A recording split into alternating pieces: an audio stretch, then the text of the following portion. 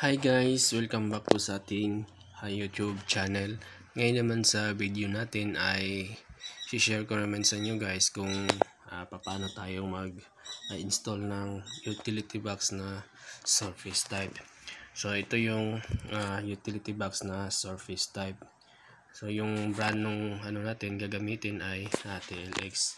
Yung presyo naman yan guys ay nasa 30 pesos.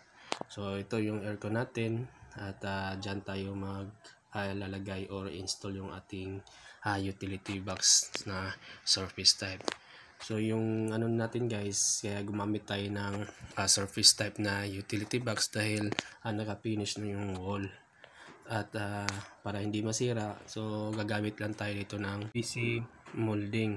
So dyan sa butas na yan, dyan natin lalagyan ng marker para dyan yung palatandaan na bubutasan natin. At kakalasin lang natin itong utility box.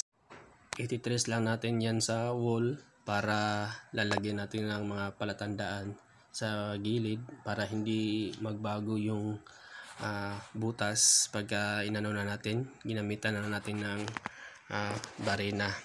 So tapos nalagyan na natin ng guhit guys. Dalawa lang yung nilagyan natin guhit or dalawa lang yung bubutasan natin. So dito gumagamit tayo ng barena para mabutas yung wall. Tapos na nating mabutas yung wall.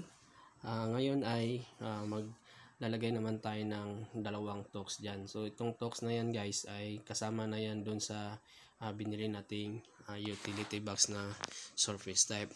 So yan, nilagay na natin yung isang tokes, tapos ito naman yung pangalawang tokes.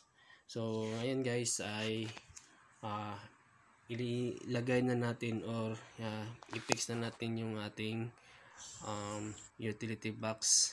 So yan, tapos na nating mailagay at sunod naman yan guys yung yung pinaka housing nung natin utility box. So yan.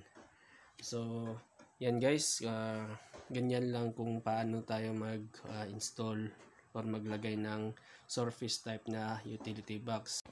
Diyan natin i-install or ilagay yung ating saksakan sa aircon natin. So yan guys, kung meron man kayong katanungan sa ginawa nating video, so paki-comment na lang po at ating pag-usapan yan. So hanggang dito lang muna at maraming salamat po.